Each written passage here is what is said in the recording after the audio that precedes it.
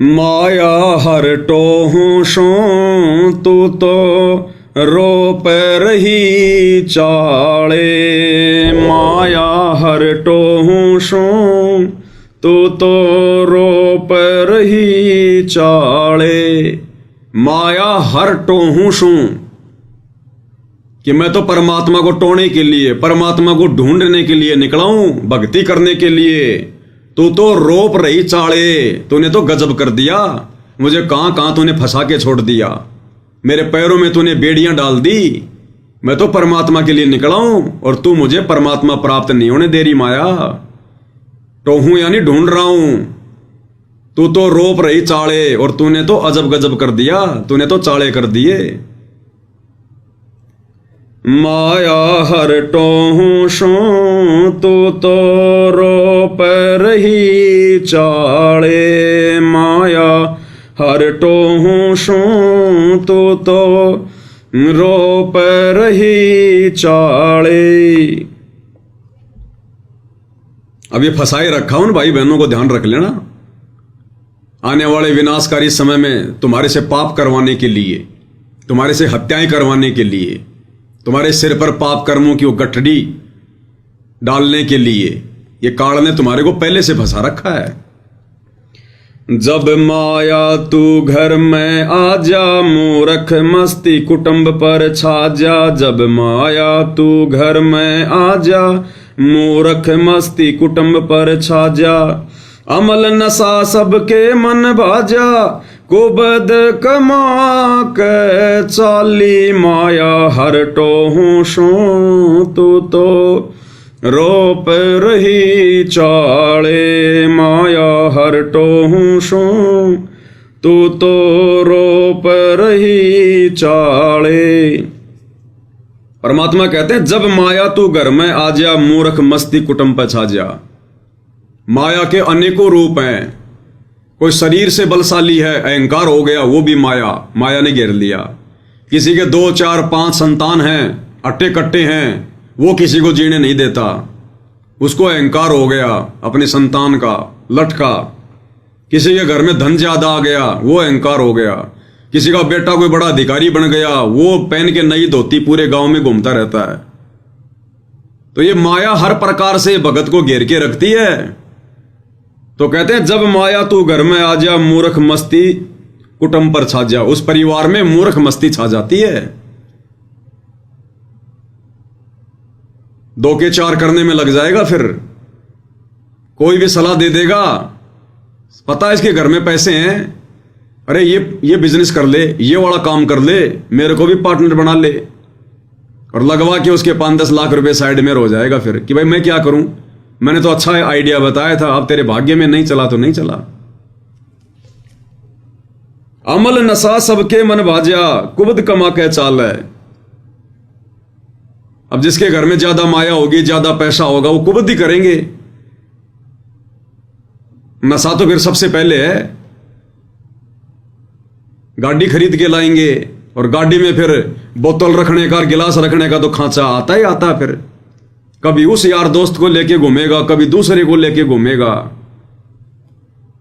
तो कहते हैं अमल नशा सबके मन भाजा, कुबद कमा के चाली। माया हर टोहूं सू तू तो रोप रही चाले। जय कोई नेक कमाई करता, पाप कर्मों से रह जो डरता। जय कोई नेक कमाई करता, पाप कर्मों से रह जो डरता। टोटे के माओ मरता देखा, कैसे वो हरी गुण गाले। माया हर टोहूं सू तू तो रोप रही चाले। माया हर टोहूं सू तू तो रोप रही चाले। कहते हैं जय कोई नेक कमाई करता, पाप कर्मों से रह जो डरता। जो बेचारा नेक कमाई करता है, सीधा सिंपल जीवन जीता है, कहते हैं ये माया, ये काल उसको जीवन नहीं जीने देता। जय कोई नेक कमाई करता, पाप कर्मों से रह जो डरता। टोटे के माओ मरता देखा, कैसे वो हरिगुण गाले। बेचारा अंत में टोटे में मर जाता हो, कर्जे में मर जाता हो, परिवार की जरूरतों को पूरा करते करते मर जाता, जिम्मेदारियां निभाते निभाते। कैसे वो हरि गुण गाले, उसको हर प्रकार की परंपराओं में फंसा के रखा जाता है। घर में 4 रुपए की आमदनी नहीं, हर तीसरे महीने में दिवाली आ गई, होली आ गई, मकर संक्रांति आ गई, दुनिया की देखा देखी खर्चा करना पड़ता है, बच्चों को पटाखे लाके देने पड़ते हैं, फिर कोई भात आ गया, कोई छुच्चक आ गया, किसी का पीली आ गया, कोई कोथड़ी आ गई, कोई सिंधारा आ गया, कोई रिश्तेदार मर गया, किसी के घर में किसी का जन्म हो गया। दुनिया भर के काल ने हमारे चक्कर बांध रखे, लेन देन में फंसा रखा है। कहते हैं कैसे वो हरि गुण गाले, बेचारा कैसे तो भक्ति कर ले वो, और कैसे फिर वो परमात्मा की भक्ति कर ले, उसके गुण गाले। समय नहीं छोड़ा इस काल ने, इस माया ने इस कदर जीव को बांध के रखा हुआ है। यानी आप और हमने विचार करना है कि कैसे आप और हमारे ऊपर दया हुई है। इस काल ने जिस प्रकार से सारी दुनिया को माया के जाल में बांध रखा है, और आप और हमें गुरुदेव ने इस माया के जाल से, इसकी कुंडली से बाहर निकाल के, हर प्रकार की मर्यादाओं से, धर्म कर्म से परिचित करवा के आप और हमसे कैसे परमात्मा अपने गुण गवा रहे हैं। ये कितनी बड़ी मेहर है। सांप की कुंडली से बाहर निकलना कितनी बड़ी मेहर है ये। सुन माया तेरी महिमा गाऊं, कनक कामनी काल दर्शाऊं। सुन माया तेरी महिमा गाऊं, कनक कामनी काल दर्शाऊं। ओया रावण का नाश दिखाऊं, ये माया घर गाले, माया हरटो हूं सुन। तू तो रोप रही चाले, माया हरटो हूं सुन। तू तो रोप रही चाले। सुन माया तेरी महिमा गाऊं, यानी माया मैं तेरे अवगुण बताऊं। यहां पर महिमा का मतलब है मैं तेरे अवगुण बताऊं, तो किस कदर जीव को बांध के रखती है। सुन माया तेरी महिमा गाऊं, कनक कामनी काल दसाऊं। कनक यानी सोना और कामनी यानी स्त्री, कहते हैं इनमें तो साक्षात काल निवास करता है, काल। सुन माया तेरी महिमा गाऊं, कनक कामनी काल दर्शाऊं। कनक यानी सोना और कामनी यानी स्त्री, कहते हैं इनमें तो साक्षात काल बैठा है, साक्षात काल। बकवाद करने वाले भक्ति के निकट भी नहीं है। जो सोना चांदी पहन के घूमते हैं भक्ति के निकट भी नहीं है। दुनिया की नजरों में सतगुरु के भगत, और सिर में और नाक में और कान में काल को बैठाए हुए हो। ओया रावण का नाश दिखाऊं, ये माया घर गाले। स्त्री के चक्कर में रावण ने अपनी दुर्गति करवा ली। सोने की लंका के अभिमान में रावण ने अपनी दुर्गति करवा ली, कनक और कामनी के चक्कर में, उस अहंकार के चक्कर में। रावण कुत्ते वाली मौत मरा। ये माया घर गाले, यानी सत्यानाश कर देती है, घर को बर्बाद कर देती है। माया हरटो हूं सू, तो रोप रही चाले। गंगा के मां बन जा पानी, राजा के घर हो जा रानी। गंगा के मां बन जा पानी, राजा के घर हो जा रानी। महाभारत सी कर दे कहानी, जंग माया कर वाले। माया हरटो हूं सू, तू तो रोप रही चाले। माया हरटो हूं सू, तू तो रोप रही चाले। गंगा के मां बन जा पानी। परमात्मा में वो कथा सुनाते हैं ना, 25,000 तीनों देवताओं के उपासक गंगा जी के घाट पर प्रथम स्नान को लेकर आपस में लड़ लड़ के मर गए। कहते हो पानी वहां पर माया बन गया, काल बन गया। और राजा के घर हो जा रानी, राजा के घर हो जा रानी, यानी जो ये द्रौपदी थी ये रानी थी, युधिष्ठिर राजा था, और उस रानी के कारण, उसके कुबोल वचन के कारण महाभारत जैसी कहानी हो गई। 18 करोड़ लोग मारे गए। यानी वो द्रौपदी मुख्य सूत्रधार थी महाभारत की। उसके कुवचन के अंधों के अंधा पैदा होते हैं। राजा के घर हो जा रानी, महाभारत सी कर दे कहानी। जंग माया करवा ले, और महाभारत की जंग करवा दी। माया हरटो हूं सू, तो रोप रही चाले। अब बताओ, वो जितने भी सैनिक थे वो बेचारे बेवजह मरे ना, वो बिरानी आग में जल के मरे। अरे महाभारत का युद्ध कोई धर्म युद्ध थोड़ी था, कोई देश की सीमाओं का युद्ध थोड़ी था। आपस में कौरव पांडव भाइयों का भाई बंटवारा था, और उन दोनों ने मिलकर 18 करोड़ सैनिकों का सत्यानाश करवा दिया। 18 करोड़ सैनिकों का। साधुआ में सिद्धि बन जा, तांत्रिक रिद्धि बन जा। साधुआ में सिद्धि बन जा, तांत्रिक रिद्धि बन जा। राजा के मन जीती बन जा, न्यू घेर नरक में डाले। माया हरटो हूं सूं, तू तो रोप रही चाले। माया हरटो हूं सूं, तू तो रोप रही चाले। साधुआ यानी जो भगत योगी, अगर किसी को अपनी भक्ति का अहंकार हो गया, अपनी कोई सिद्धि शक्ति का अहंकार हो गया, जैसे वो चुनक ऋषि, अपनी सिद्धि का अहंकार हो गया, राजा मानदाता की 72 करोड़ की सेना मार दी, बन गया पाप का बागी। तो कहते हैं साधुआ में सिद्धि बन जा, यानी भगत को अपनी भक्ति का, अपनी सिद्धि का घमंड नहीं करना चाहिए बिल्कुल भी। आधीन होकर, दास भाव होकर अपनी भक्ति सफल करनी चाहिए। काल तो जबरदस्ती आंट अड़ाएगा। अब गुरुदेव ने एक सत्संग में बताया कि वो जो चुनक ऋषि था, वो अपनी भक्ति कर रहा था, घर से निकला था भक्ति करने के लिए, परमात्मा पाने के लिए। घर से निकला था भक्ति करने के लिए।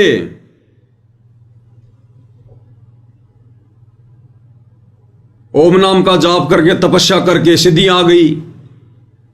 अब काल भक्ति सफल नहीं होने देता, अपने साधकों की भी सफल नहीं होने देता, कहीं इनकी महिमा ना हो जाए। और जब मानदाता राजा के सैनिक जा रहे थे घोड़ा लेकर, वापस घूम के आ गए, पूरी पृथ्वी पर किसी ने घोड़ा नहीं पकड़ा, क्योंकि घोड़े के गले में जो चिट्ठी थी उसमें लिखा था कि राजा की 72 करोड़ सेना है। तो किसी ने हिम्मत नहीं करी। वापस आ रहे थे चुनक ऋषि की झोपड़ी से, पास से, तो चुनक ऋषि ने बोला, भाई घोड़े वालों, तुम कहां जाके आए हो? तुम गए थे तब भी घोड़ा खाली था, कोई नहीं बैठा था, आए हो तब भी घोड़े पे कोई नहीं बैठा, क्या चक्कर है?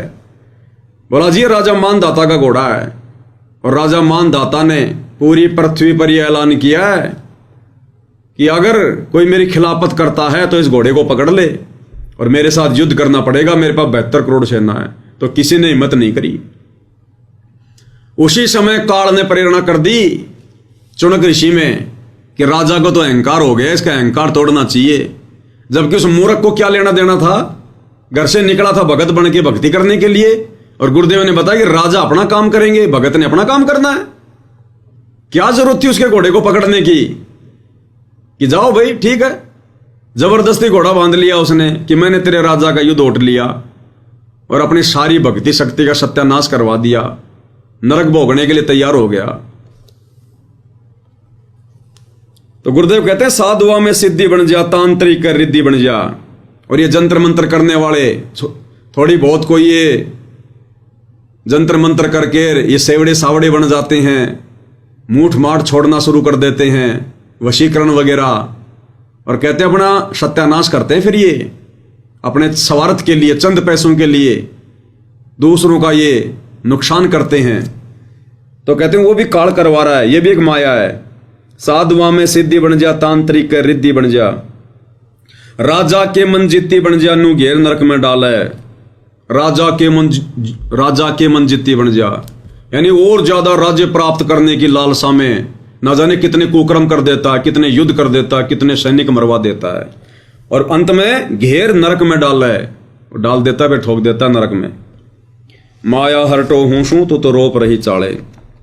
तपस्वी करते तप की शोभा, ऋषि मुनियों के लग्या मान का रोगा। तपस्वी करते तप की शोभा, ऋषि मुनियों के लग्या मान का रोगा। योगी रहाना किते जोगा, लाए ब्रह्म रंदर के ताले। माया हरटो हूं सूं, तू तो रोप रही चाले। माया हरटो हूं सूं, तू तो रोप रही चाले। तपस्वी करते तप की शोभा, तपस्वी को अपने तप का अहंकार हो जाता है। ऋषि मुनियों के लग या मान का रोगा, यानी त्रेता द्वापर सतयुग तक ऋषियों को, जैसे वर्तमान में हम कहते हैं भगत संत, उस समय उनको ऋषि कहा जाता था। तो कहते हैं भक्तों को भी अपनी भक्ति का अभिमान हो जाता है, मान बड़ाई का रोग लग जाता है। और योगी रहना कितने जोगा, योगी जो काल उपासक हैं, काल ने सबको शास्त्र विरुद्ध साधना पर लगा रखा है, अंत में वो डले ढोके जाता है, कहीं के जोगा नहीं रहता, यानी किसी भी लायक नहीं रहता अंत में।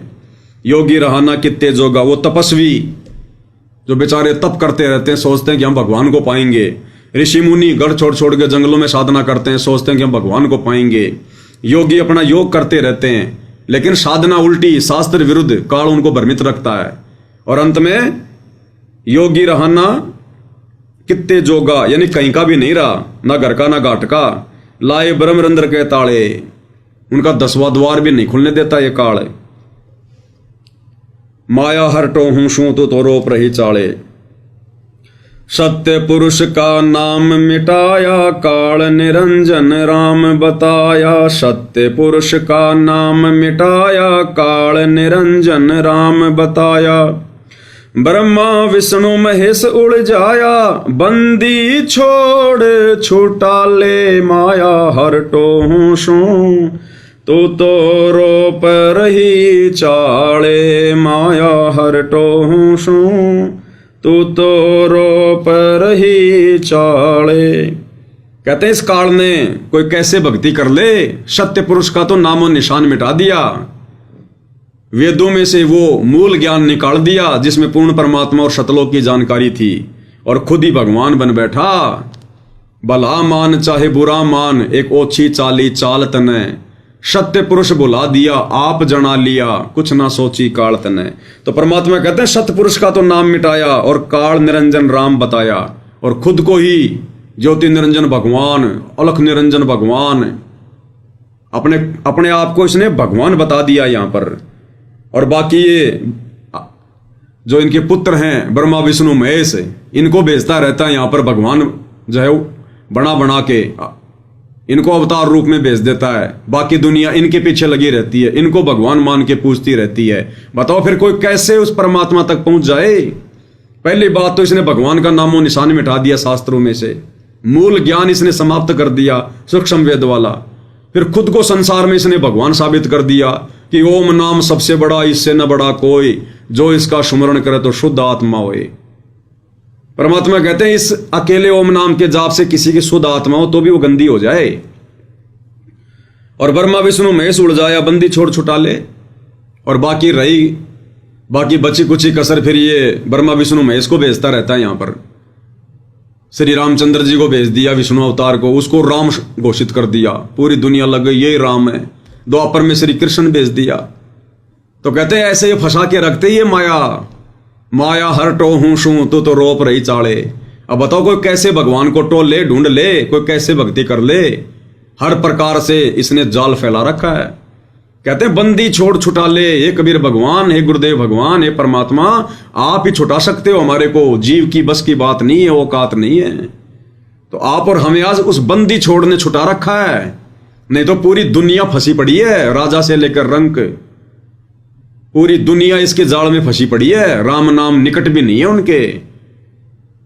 मंदिरों में चले जाएंगे, मस्जिदों में चले जाएंगे, जब आएगा समय चुनाव का मुसलमानों के टोपी पहन लेंगे, हिंदुओं का जो है भगवा पहन लेंगे, कोई दीन धर्म नहीं इनका, और बाकी समय आपस में हिंदू मुसलमानों को लड़ाओ। तो परमात्मा कहते हैं सारा बखेड़ा काल का है। तो आप और हम भाई बहनों ने विचार करना चाहिए कि आप और हमारे ऊपर कैसे भगवान की रजा हुई बंदी छोड़ की, सतगुरु रामपाल जी की। इस भयंकर काल के जाल से, माया के जाल से गुरु जी ने आप और हमें कैसे बाहर निकाला। कहते हैं ये कार्य वो बंदी छोड़ ही कर सकता है, बंदी छोड़ छुटा ले। तो आज स्वयं वो बंदी छोड़ सारी सृष्टि का मालिक कबीर देव सतगुरु रामपाल जी धरती पर प्रकट है, और उनकी विशेष रजा से, उनकी मेहर से आप और हम भगत भाई बहन इस काल के जाल से बाहर हैं, इन बंधनों से दूर हैं। आज हमारी बुद्धि, हमारी सुरती काम कर रही है, नहीं तो पूरी दुनिया उलझी पड़ी है। सुबह घर से निकलते हैं, सारा दिन कोई झूठ बोलता है, कोई ठगी करता है, कोई पता नहीं कितना बैल और गधे की तरह मेहनत करता है। उन जिम्मेदारियों को पूरा करते करते मर जाते हैं। जिम्मेदारियां पूरी नहीं होती, भक्ति गई बाढ़ में। और थोड़ा बहुत समय मिला तो काल फिर मंदिर में, मस्जिद में, नकली संत गांव गांव में बैठा रखे हैं, तीर्थों पे, बर्तों पे, कावड़ में, इनमें उलझा के रखा हुआ है। तो इस भयंकर चक्रव्यूह से कैसे गुरुदेव भगवान ने आप और हमें बचाया, अपनी शरण में लिया, हमारी सुरती को ठिकाने लगाया, अनमोल भक्ति दी। तो इसके लिए हम भगवान का जितना धन्यवाद करें, जितना पूज्य गुरुदेव भगवान का धन्यवाद करें, उनकी महिमा करें भाई और बहनों, उतना थोड़ा है। इसलिए हमें बार बार ये मौका नहीं मिलेगा। ये असंख्य जन्मों के बाद में बिल्ली के भाग का छिक्का टूटता है। इसलिए परमात्मा कहते हैं, समझा है तो सिर धर पांव, बहुर नहीं रहसा दाव। अगर तेरे समझ में आ गई है तो अब देरी मत कर, लेट मत कर, कुर्बान हो जा अपने गुरु जी की भक्ति पर और मर्यादाओं पर। संसार की तरफ देखना छोड़ दे।